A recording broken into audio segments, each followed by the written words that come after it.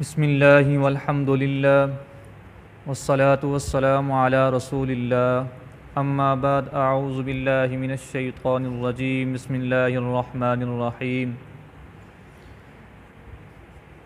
نبی اکرم صلی اللہ علیہ وسلم سے بعض صحابہ کرام نے عرض کیا، یا رسول اللہ صلی اللہ علیہ وسلم، کیا قیامت کے دن ہم اپنے پروردگار کو دیکھیں گے؟ آپ نے فرمایا، کیا دوپہر کے وقت آفتاب کے دیکھنے میں جب کہ بادل بھی نہ ہو تم میں کوئی کشمکش ہوتی ہے؟ یعنی کسی قسم کی کوئی تکلیف تمہیں محسوس ہوتی ہے آفتاب کے دیکھنے میں؟ تو انہوں نے عرض کیا کہ نہیں یا رسول اللہ۔ پھر آپ نے فرمایا، کیا 14ویں رات کے چاند کے دیکھنے میں جب کہ بادل نہ ہو تم میں کسی قسم کی کشمکش اور کوئی تکلیف ہوتی ہے؟ انہوں نے عرض کیا نہیں۔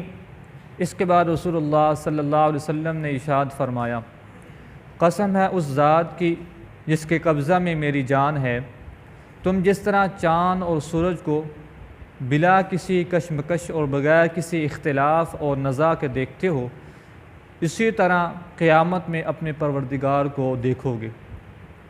اس کے بعد رسول اللہ صلی اللہ علیہ وسلم نے فرمایا، قیامت میں جب اللہ سے ایک بندہ کا سامنا ہوگا تو اللہ تعالیٰ اس سے فرمائیں گے، اے فلانے، کیا میں نے دنیا میں تجھے عزت نہیں دی تھی؟ کیا تجھے تیری قوم میں سرداری نہیں دی تھی؟ کیا تجھے بیوی نہیں عطا کی تھی؟ اور کیا تیرے لیے گھوڑے اور اونٹ سواریوں کو مسخر نہیں کیا تھا؟ اور کیا میں نے تجھے چھوڑے نہیں رکھا تھا کہ تو ریاست اور سرداری کرے اور مال غنیمت میں سے چوتھائی وصول کرے؟ وہ بندہ عرض کرے گا، ہاں اے پروردگار، آپ نے یہ سب کچھ مجھے عطا فرمایا تھا۔ پھر اللہ تعالیٰ اس سے فرمائیں گے، تو کیا تجھے اس کا خیال اور گمان تھا کہ تو ایک دن میرے سامنے آئے گا؟ وہ عرض کرے گا، میں یہ خیال نہیں کرتا تھا۔ بس اللہ تعالیٰ فرمائیں گے، آج میں تجھے اپنے رحم و کرم سے اسی طرح بلاتا ہوں جس طرح تو نے مجھے بلائے رکھا تھا۔ اس کے بعد اللہ تعالیٰ سے دوسرے ایک بندے کا کلام ہوگا، اس سے بھی حق تعالیٰ اسی طرح فرمائیں گے۔ اس کے بعد اللہ تعالیٰ تیسری ایک بندہ سے ملیں گے اور اس سے بھی اسی طرح فرمائیں گے۔ یہ بندہ عرض کرے گا، اے پروردگار، میں تجھ پر ایمان لایا اور تیری کتاب پر اور تیرے رسولوں پر ایمان لایا، اور میں نے نمازیں پڑھیں اور روزے رکھے اور صدقہ بھی ادا کیا۔ اور اس کے علاوہ بھی وہ بندہ خوب اپنے اچھے کارنامے بیان کرے گا جہاں تک بھی بیان کر سکے گا۔ بس اللہ تعالیٰ فرمائیں گے، یہاں ذرا ٹھہر جا۔ پھر اس سے کہا جائے گا، ہم ابھی تجھ پر ایک گواہ قائم کرتے ہیں۔ وہ اپنے دل میں سوچے گا کہ وہ کون ہوگا جو مجھ پر گواہی دے گا۔ پھر اس کے منہ پر مہر لگا دی جائے گی اور اس کی ران کو حکم دیا جائے گا کہ اب تو بول۔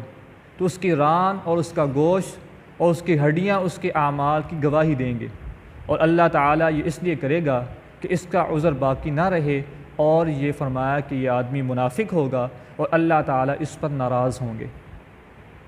تشریح میں حضرت فرماتے ہیں، پوچھنے والوں نے تو رسول اللہ صلی اللہ علیہ وسلم سے صرف اتنا پوچھا تھا کہ قیامت میں ہم اللہ تعالیٰ کو دیکھ سکیں گے؟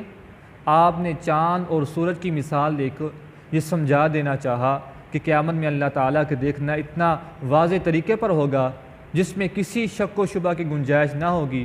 نیز یہ بھی آپ نے واضح فرمایا کہ جس طرح چاند اور سورج کو مشرق و مغرب کے کروڑوں آدمی بیک وقت دیکھتے ہیں اور بالکل برابر سرابر ایک ہی موقع پر دیکھتے ہیں اور ان کے درمیان کوئی کشمکش نہیں ہوتی، اسی طرح قیامت میں سب اللہ تعالیٰ کو بھی دیکھ سکیں گے۔ پھر فرمایا، آپ نے یہ بھی فرمایا کہ بعض لوگ جن کو اللہ تعالیٰ نے دنیا میں بڑی بڑی نعمتیں دے رکھی ہیں اور وہ اللہ کو بالکل بھولے ہوئے ہیں اور آخرت کی پیشی سے بالکل بے فکر ہو گئے ہیں، جب قیامت میں اللہ تعالیٰ سے ان کا سامنا ہوگا اور اللہ تعالیٰ ان سے باز پرس کرے گا، تو وہ اس دن وہ کیسے لاجواب اور کیسے ذلیل و خوار ہوں گے۔ اور ان میں سے جو دیدہ اور بے حیا منافق اس وقت غلط بیانی کریں گے، اللہ تعالیٰ خود ان کے اعضاء سے اور ان کے گوشت اور ان کی ہڈیوں سے ان کے خلاف گواہی دلوا کر ان پر حجت قائم فرما دیں گے۔ اور اسی طرح علی رؤوس الاشہاد ان کے جھوٹ اور ان کی منافقت کا بھانڈا جو ہے وہ پھوٹ جائے گا۔ رسول اللہ صلی اللہ علیہ وسلم نے اصل سوال سے زائد یہ بیان سوال کرنے والے صحابہ کو اس حقیقت کی طرف متوجہ کرنے کے لیے فرمایا کہ قیامت میں صرف اللہ تعالیٰ کا دیکھنا ہی نہ ہوگا، بلکہ حق تعالیٰ نے جو نعمتیں جس کو دی ہیں اس وقت وہ ان کے بارے میں پوچھ گچھ بھی کرے گا، جیسے کہ قرآن پاک میں آتا ہے ثم لتسألن یومئذ عن النعیم، کہ لازمی بات ہے کہ اس دن یعنی قیامت والے دن نعمتوں کے بارے میں پوچھا جائے گا۔ اور جن لوگوں نے اللہ کے احکام سے بے پرواہ ہو کر اور آخرت کی پیش سے بے فکر رہ کر ان نعمتوں کو دنیا میں استعمال کیا ہوگا، وہ اس دن رسوا ہوں گے، اور وہاں کسی کی مکاری عیاری بالکل جو ہے وہ پردہ جو ہے وہ بالکل واضح جو ہے وہ ہٹ جائے گا، کسی قسم کی کوئی سفارش نہیں چلے گی۔ ہاں سفارش ہوگی تو نبی اکرم صلی اللہ علیہ وسلم کی، کتاب اللہ کی، لیکن وہی اس طور پر ہوگی کہ آدمی جو ہے وہ صحیح العقیدہ ہوگا تو پھر اس کی بھی سفارش کی جائے گی۔ اور اس کے ساتھ ساتھ جیسے کہ پیچھے درس قرآن کے اندر بھی ذکر ہوا تھا منافقین کا اور کفار اور عام مسلمانوں کا، کہ جو ریاکاری کرتے ہیں، ریاکاری کرتے ہوئے اعمال کرتے ہیں، اور حدیث کے اندر بھی آتا ہے کہ وہ نمازی آئے گا، حاجی آئے گا، زکوٰۃ دینے والے آئے گا، ہر ایک اپنے جو ہے وہ عمل کو پیش کرے گا اور کہے گا کہ میں نے یہ تیرے لیے کیا تھا، تو اللہ تبارک و تعالیٰ فرمائیں گے نہیں، یہ میرے لیے تو نے نہیں کیا تھا، بلکہ دنیا کے اندر یہ بتلانے کے لیے تجھے حاجی کہا جائے، تجھے نمازی کہا جائے، تجھے روزہ دار کہا گیا، تو دنیا کے اندر یہ تجھے کہہ دیا گیا، اب آخرت کے اندر جو ہے وہ کسی قسم کا کوئی بدلہ نہیں ہوگا۔ اور یہاں جو منافقین کا حوال بیان کیا گیا ہے، ہم اپنے جو ہے وہ سینوں کے اندر، گلوں کے اندر جو ہے وہ جا کے کہ ہمارا حال کیا ہے۔ یہ تو میں نے فرمایا کہ یہ منافق آدمی ہوگا، لیکن قرآن پاک کے اندر آتا ہے وَمَنْ أَعْرَضَ عَنْ ذِكْرِي فَإِنَّ لَهُ مَعِيشَةً ضَنْكًا وَنَحْشُرُهُ يَوْمَ الْقِيَامَةِ أَعْمَىٰ، جس نے اس ذکر سے اعراض کیا، ذکر سے مراد قرآن پاک، جس نے اس قرآن پاک سے اعراض کیا فَإِنَّ لَهُ مَعِيشَةً ضَنْكًا، ہم اس کی معیشت کو تنگ کر دیں گے۔ آج آپ دیکھ لیں ہر ایک آدمی رو رہا ہے، 1,00,000 2,00,000 والا، 3,00,000 والا، 10,000 والا، 2,000 والا، سارے ہی رو رہے ہیں کہ جی گزارا نہیں ہو رہا۔ وَنَحْشُرُهُ يَوْمَ الْقِيَامَةِ أَعْمَىٰ، اور قیامت والے دن ہم اس کو اندھا کر کے اٹھائیں گے۔ قَالَ رَبِّ لِمَ حَشَرْتَنِي أَعْمَىٰ وَقَدْ كُنْتُ بَصِيرًا، اس وقت اللہ تعالیٰ سے پوچھے گا کہ یا اللہ مجھے اندھا کیوں کر دیا، میں تو دنیا کے اندر دیکھ رہا تھا، بینا تھا۔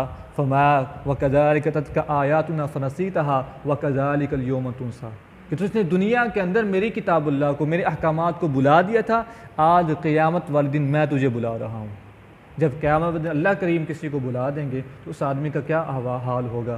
اللہ تعالیٰ سے دعا ہے کہ اللہ تعالیٰ ہمارے حال پہ رحم فرمائے اور ہمیں توفیق دے کہ ہم سیدھے رستے پر چلتے رہیں۔ الحمدللہ رب العالمین والعاقبۃ للمتقین والصلاۃ والسلام علی رسول محمد وعلی آلہ وصحبہ اجمعین۔ ربنا ظلمنا انفسنا وان لم تغفر لنا وترحمنا لنكونن من الخاسرین۔ اللهم انا نسألك العافیة في الدنيا والآخرة، اللهم انا نسألك الجنة ونعوذ بك من النار، لا اله الا انت سبحانك انی كنت من الظالمین۔ اللهم ربنا تقبل منا صلاة المغرب، صلی اللہ تعالی علی خیر خلق محمد وعلی آلہ وصحبہ۔